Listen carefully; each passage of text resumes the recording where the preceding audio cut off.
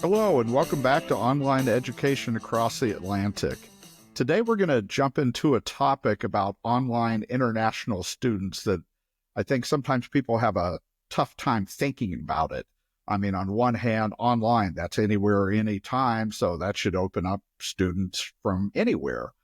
But on the other hand, that doesn't often match reality. So we're going to sort of jump into that subject, particularly now that a lot of schools are trying to look at different sources of revenue for themselves and where they can expand.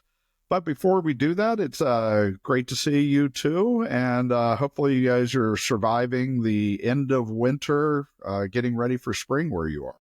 It's actually been really nice and sunny here, actually, Phil. It's quite disconcerting. We've had several sunny days, nice weekends. And in my case, this weather has actually coincided with school holidays, which is usually the time when the weather turns just in time for you kind of spending more time with your kids. And, you know, you're sort of frantically trying to find things that you can do in the house for a prolonged period of time. So it's been pretty good over here, I have to say. But I think in true British style, I'm kind of thinking, actually, the fact that it's good now means that it's going to be bad soon, and probably bad when it should be good. Wow. In Arizona, it's we know what's coming with the oven this summer. So we've actually had some rain, which obviously we need in the desert, but it canceled my grandson's T-ball game this Saturday. And so that was the big problem we had to deal with. Kids always keep me hopping because, like, it seemed like he was just born, like, last week. So now he's playing T-ball. He's playing T-ball. He's he'll be 4 years old in April. Yeah, things are moving along. Can I just ask, for the benefit of me and other UK listeners, what's T-ball? Oh, so it's basically baseball. Okay. But instead of anybody pitching to the kids, they set up the ball on a little tee, and so they just get to hit. And then it's it's basically run by socialists. Every kid gets to hit. Nobody's out. Everybody runs the bases. So it's his first organized sport. So like a waist high little pole with that is T-shaped.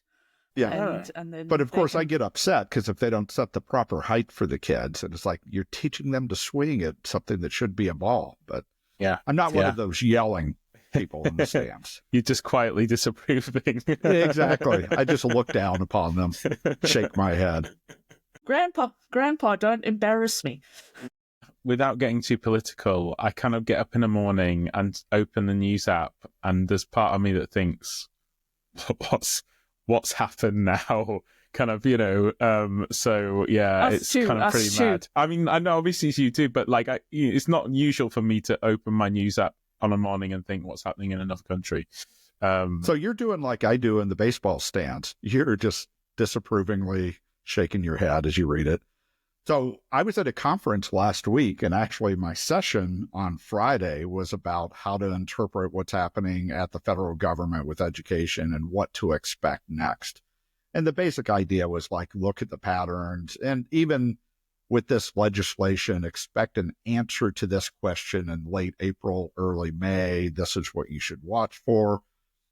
But I have to admit, I told people, I said I accepted to do this session on December 5th, not quite knowing what would be happening since January 20th. And I was trying to figure out if this was a good decision or not. But so actually it provided the source of a presentation on Friday. I feel like there's a whole bunch of things that I need to be updated on in terms of what's happening in the world of higher education in the US, but other things dominate the news over here that come over from the US, I think. And Phil has an updated version of his headwinds diagram, of the online learning plane flying into headwinds and tailwinds, and he has the government throwing trebuchets of stuff at the plane, but it should be like a SAM-7 missile. And there's so much going on. I don't know that there's any particular subject worth diving into. For us, you just have what we're saying. It's a continuous onslaught of news almost every day. I actually think, but I don't have time to go into it, that there's a lot of patterns. You can figure out what's happening, what's likely to happen next. but I don't know if there's any individual story that's worth highlighting. Neil, from your side, any particular news item that you've got your eye on? Really, I mean, it's felt actually a bit quieter in general in terms of newer announcements. There's still the rumble of lots of university redundancies and restructures and financial issues coming to the fore. And, the Cardiff University one seems to be quite prominent, but there's kind of others. So that's the main thing. I mean, a couple of things that were just interesting was I think I saw actually today that I think there'd been a record number of applications from US students for undergraduate places in the UK, which is interesting. Although we're not talking about massive numbers here, so but it had been an increase. They've announced who they want to take over the regulator here. So they've been an interim chair of the Office for Students, and they've announced that Edward Peck, who is the Vice Chancellor of Nottingham Trent University, it's a big university up here, has been put forward as the government's choice for the chair of the Office for Students. Might be quieter, but you do have similar trends. Like we have our Secretary of Education identified now. We're waiting for the Undersecretary. So the actual oversight or whatever is starting to fall in place. And the net effect is very similar to what you're saying, that it's on college and university finances. Now, the intensity and how things are happening differ, but that's going to continue to be the story in many global regions throughout this year. Just that continuing sort of pressure and worry on the part of people and trying to figure out the way forward. And I think we should actually get you to talk about your long-term trend. Actually, that might be an idea. Maybe we do that for the next episode. I would note, it's not just, the nature here reminds me a lot of 2008. It's not just university finances. You have a lot of deer in the headlights. I'm not quite sure. I'm in a state of shock, so I'm paralyzed kind of activity. And it reminds me a lot of 2008. Yeah. When you go to a conference and you see people walking around, hey, when are you going to start that initiative you talked about? I don't know. So let's jump into it. Neil, take us on a tour of the online international student market. Yeah, I mean, this has been on my mind a lot recently, and it's coincided with kind of work that I've been doing as well. I think, to your point, Phil, what you were saying around the kind of the trend of institutional finances, in the UK, you're seeing different responses to that. And one of the responses is trying to diversify income. And therefore that manifests itself in different ways, domestically in terms of online education, but most prominently in terms of looking internationally. So whether that be, we call it transnational education over here, transnational education as in things like setting up branch campuses. So India is very popular at the moment.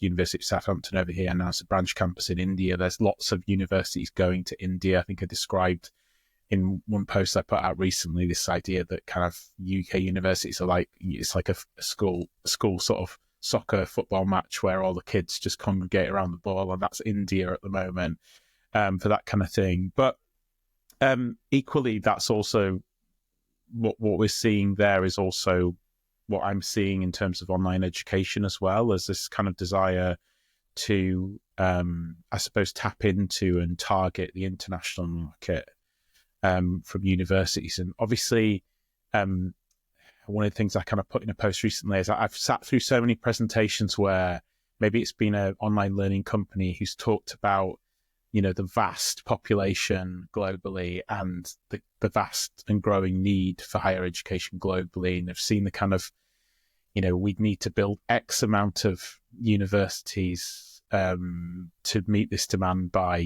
whatever year it is. And, then the kind of, the mic drop moment is, look, and brick and mortar universities aren't going to make this.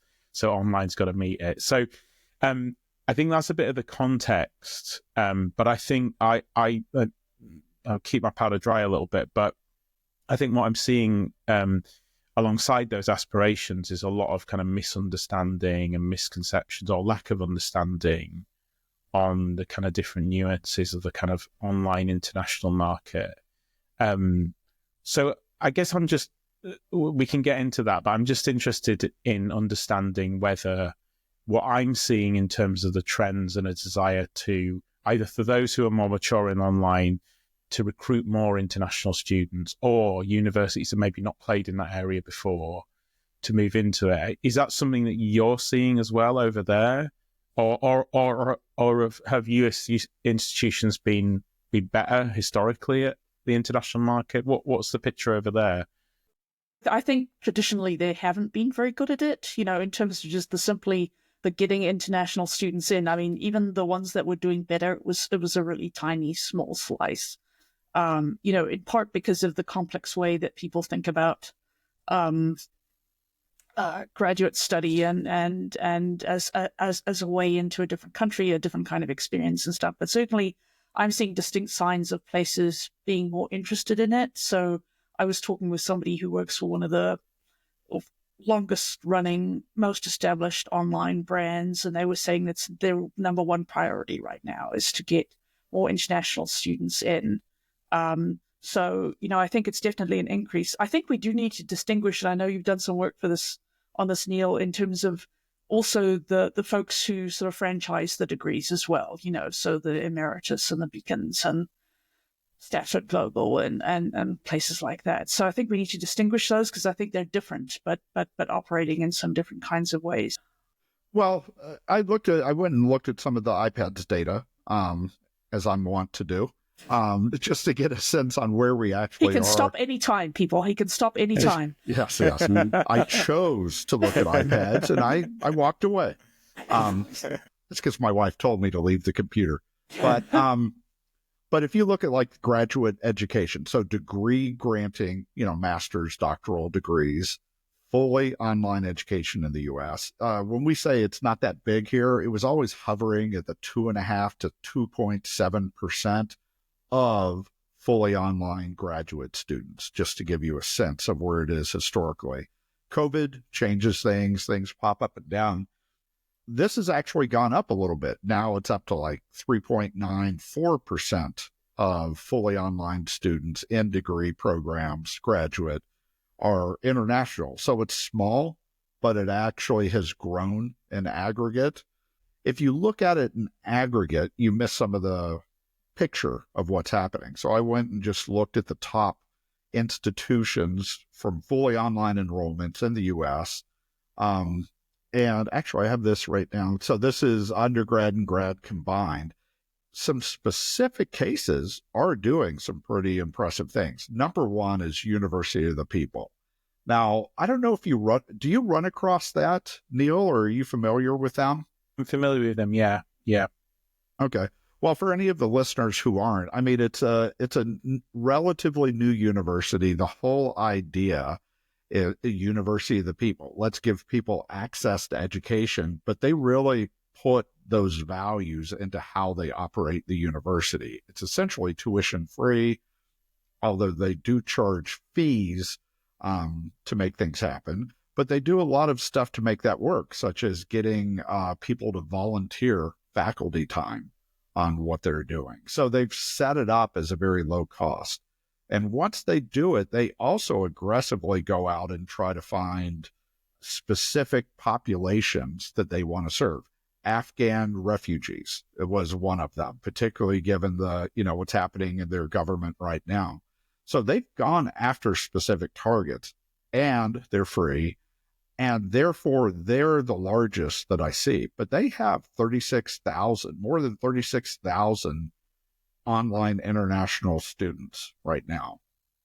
Brigham Young University, Idaho, they've got a fair amount, over 10,000 international online students. And now their connection with the Mormon Church is, I would assume, is the main cause or enabling factor for that. And then the third one, I'm going to take a pause and have Morgan guess. What's the third largest in terms of online international in the U.S.? The pop quiz. Yes, I was not warned it's new of this. that we're doing that here. Wow. I would go with either World Campus or Georgia Tech. Okay, we'll give you one of those. It's Georgia Tech. So Georgia Tech combined, they have around 7,000, almost 8,000 students who are online international. Wow. That they've done. So there are individual cases with fairly substantial numbers, but in aggregate, you're talking that it's finally bumped up to almost 4% of all fully online students. I may be oversimplifying it here, but my sense from Georgia Tech is that that's been a bit of a shift, because originally their online was much more American in focus. And I wonder how much that has shifted. Well, remember, they came out and they weren't quite sure. And there was so when they did their online masters in computer science, and it grew quickly. And then a lot of people were wondering, are they cannibalizing the campus-based programs by doing this, particularly with the low cost? And there was that MIT study that said, actually, it's a different population. I have to go back and get that study. I think it's a decade old right now, by the way, or maybe 9 years. Was it the Joshua Goodman one? I think so, yeah. Yeah. It was 2016, yeah. Yeah, so that one, I thought they did have a fair number of international students in that mix, but it's been so long, you might be more up to date than I am on that. I don't remember the exact thing, but I do remember like they were the programs were opposites of each other. So their on-campus program is heavily international. Their online at that point was heavily American, but I suspect that the international component, because it has shifted in some other ways as well over time, over the past decade. So I think the international thing has gone up there, but I'd like to check. Maybe I need to go to Atlanta soon and actually go hang out with them and find out. Yeah, so I don't know if those numbers, Neil, surprise you with sort of in either way.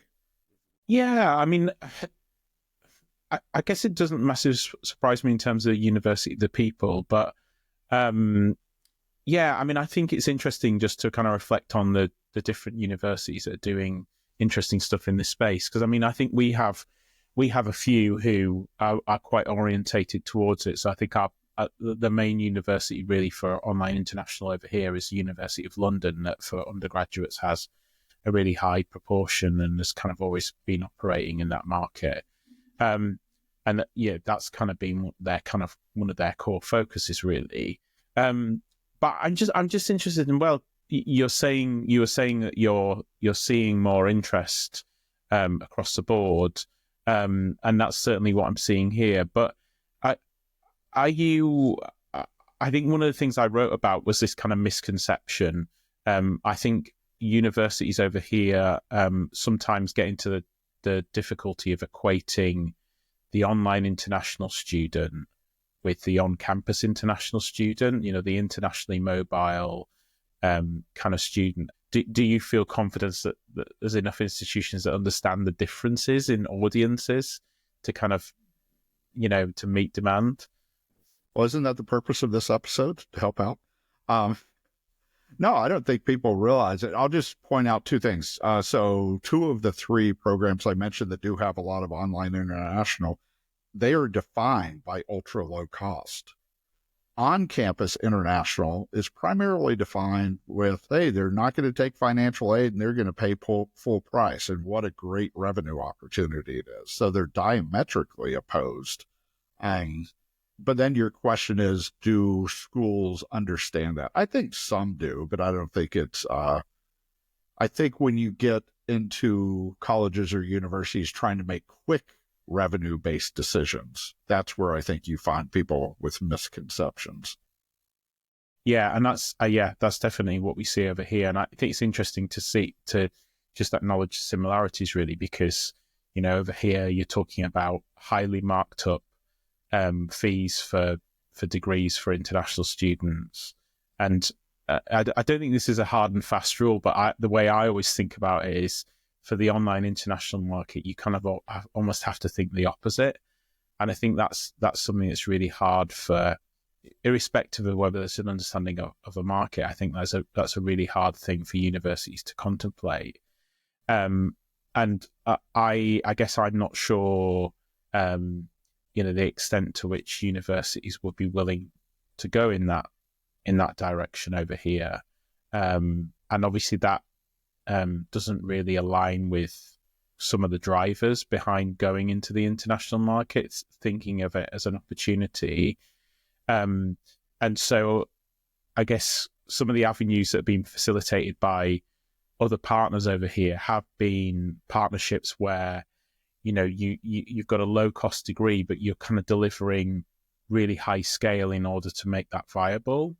And I've seen that over here, but I'm not sure about the level of appetite for that kind of approach to make it viable. Do you see institutions over there making that kind of move where they're moving into online and they're doing it for an international audience, and they're doing it very deliberately and scaling up numbers at low cost to support that and to make that viable? Is that something that's being engaged with over there as well? Well, Morgan, you were at Illinois and have followed them. They're low cost. They've got all the parts you talked about, except for maybe not the international. They're deliberately at scale in order to do low cost, but they have like 1,400 online international, so it's not nothing, but it's not that high. Do you know any insights? And sort of compared to their on campus, which was very significant in terms of international. So I think it's probably been a disappointment. I mean, I don't know. I think it's harder to get.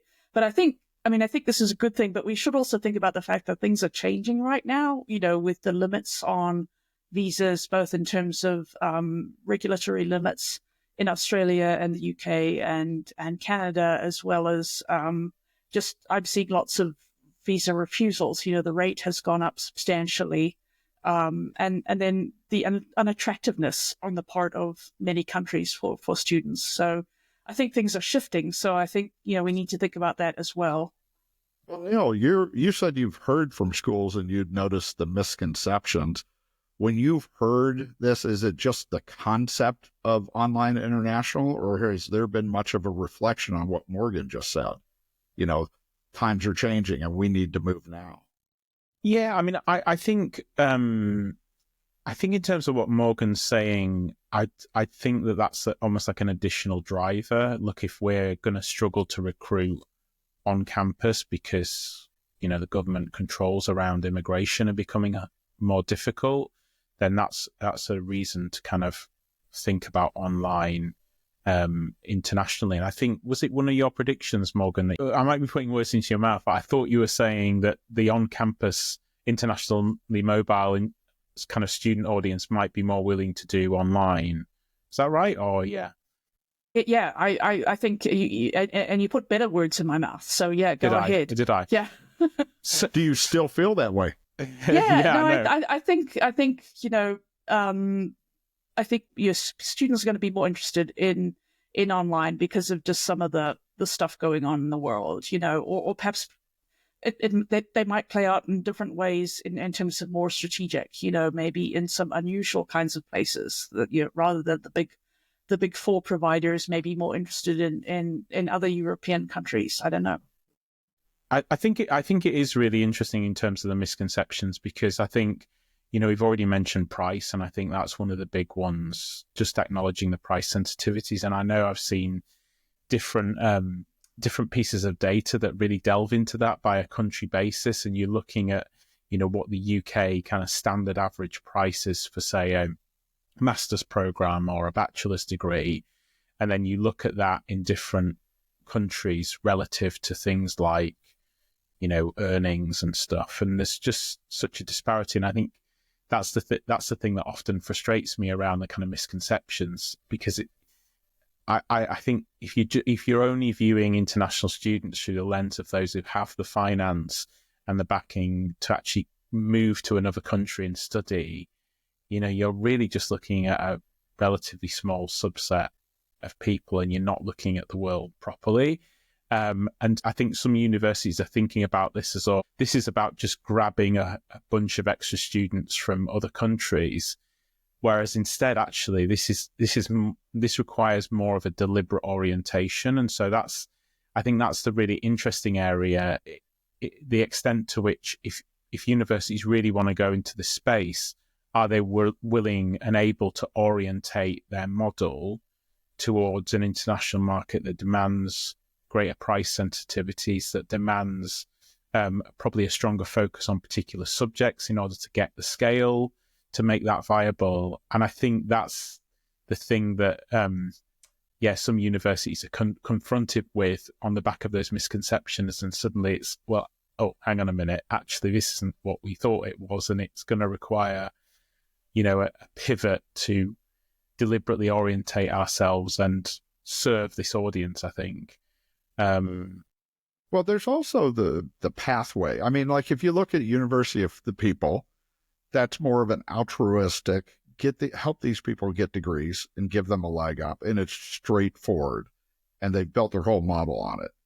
Outside of that, I think you have to start asking your question. I think, Morgan, you mentioned it in there, is like a lot of international students have seen the U.S. grad degrees in particular as a way to get into the U.S. and then get, work for a U.S. company. So it's sort of a pathway. And then part of the question, I think, is online international effectively a pathway? But I think universities would need to think, what is that next step? Mm-hmm. So in other words, and I think that for the most part, you have to think that through. Are you trying to get students so that for the first year or two, it's easy and they don't have to have the visa lined up, but the third year of a program, they're on campus and that's what you're moving for? Or do you have a workforce type of program that it's going to enable? So I think you have to think about the pathway in the vast majority of cases. And you can't avoid that subject if you want to have any kind of meaningful enrollment in this area. Yeah. So I think that's critical. A way to get those other sort of associated goals addressed, and so we'll see more hybrid kinds of things, more one online, one on campus kind of stuff models, or else the elite business schools may be working on pathways even outside of their own country, But hey, come take an MBA here, but we'll also help you arrange an internship in this country or something here, and it fuels your mobility as a person. Now, why would you, hold on a second, why would you do, if you're an elite school, why would you do that as opposed to what I think's been more traditional? We have an Abu Dhabi campus, and they might offer distance education in the region, but we're targeting the region. So, I mean, I guess is this potentially a way where you could still do that same type of thing in region service of students and graduates, but it doesn't require you to have, the campus in a different region? Like, How do you contrast that?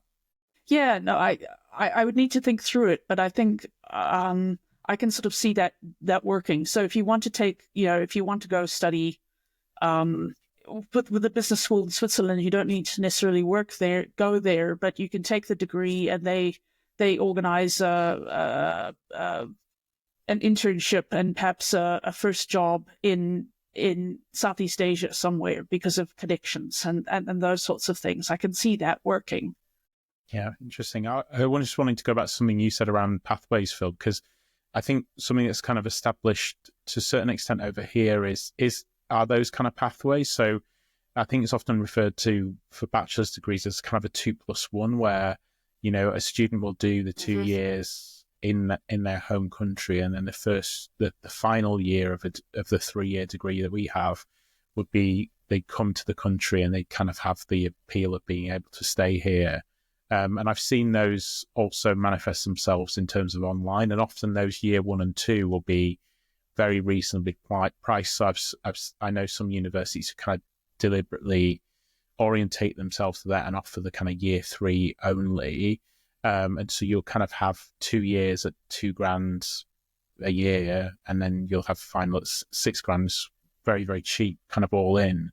But often that's kind of partnerships with either private providers or other institutions. And so I think the partnership element is really interesting as well. I mean, I wrote something recently around OPMs and the extent to which they have served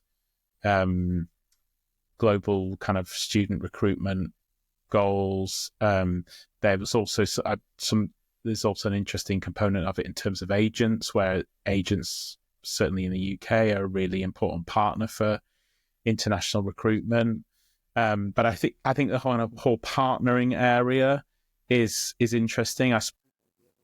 Well, first of all, we're in the U.S., so that's not a 2+1; it's a 3+3, is what we officially call it. Get proper maths. No, well, we take longer to graduate. But I've seen, the University of Florida online. They explicitly were recruiting online and undergraduate even, with the promise of finishing up the degree on campus. But that was really for out-of-state domestic students. So I haven't seen that type of approach. But if you ask yourself, would it make sense, or is there space for it to happen? I think that there's going to be a lot more schools trying to figure that out, given enrollment and financial challenges. And that's one of the potential pathways. Now, your question about OPMs, that could be a pretty natural area for an OPM, because some of the value of doing online programs is not what it used to, because schools could do more of their own.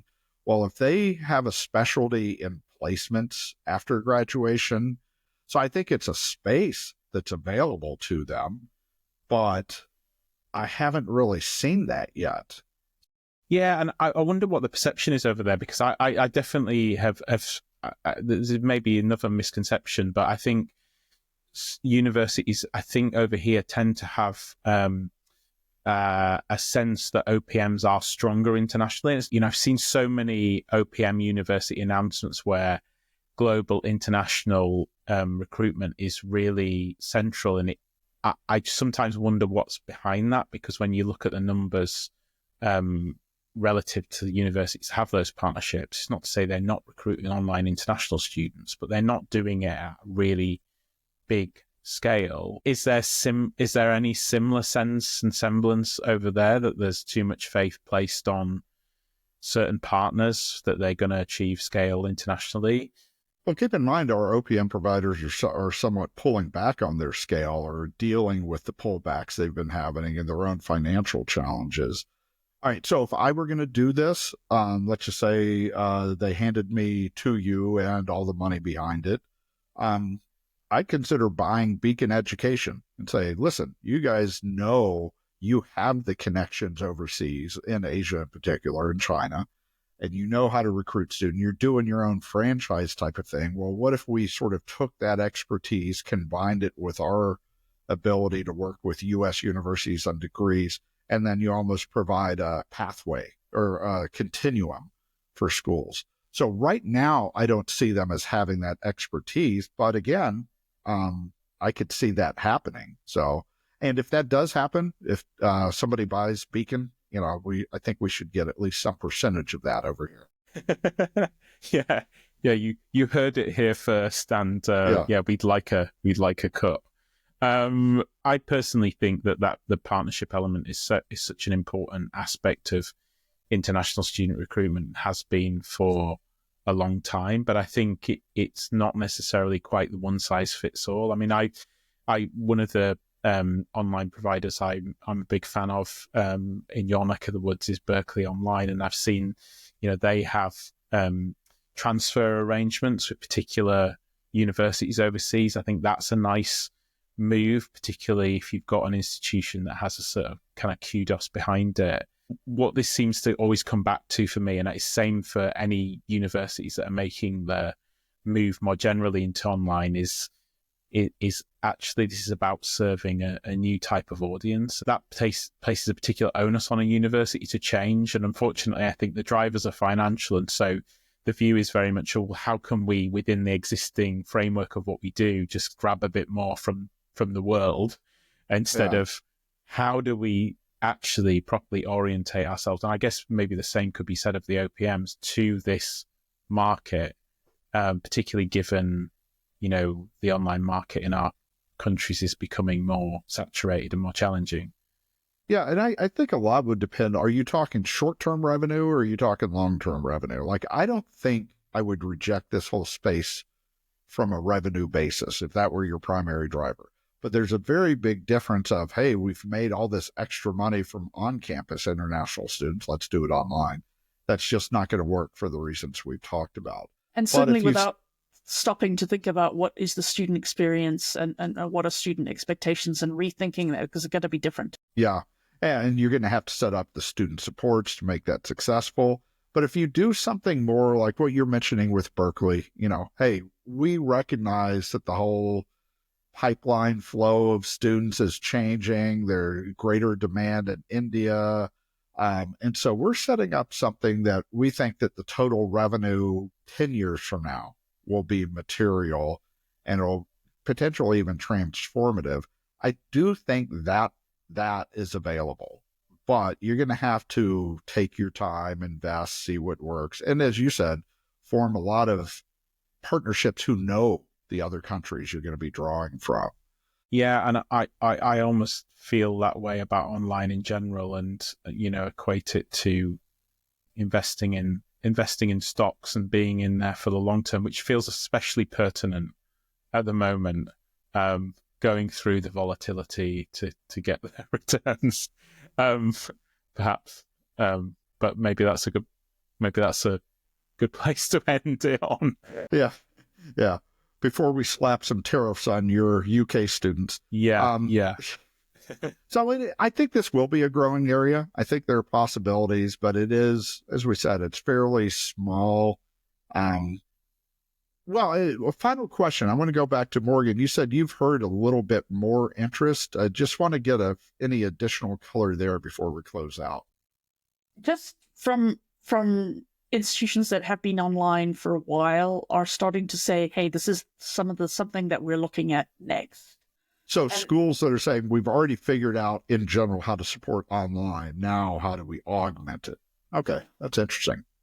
And that actually makes some sense, right? Mm-hmm. Yeah. And I've seen that. I've definitely seen that too. Yeah, definitely seen that too over here. Well, it's definitely something to watch, but more as a long-term trend, although we also noted there's some reasons, particularly around immigration rules, that might be triggering it to happen faster than we expected. But it's something that we'll definitely keep a watch on. Well, it's great talking to you guys, and we'll look forward to a conversation in 2 weeks from now.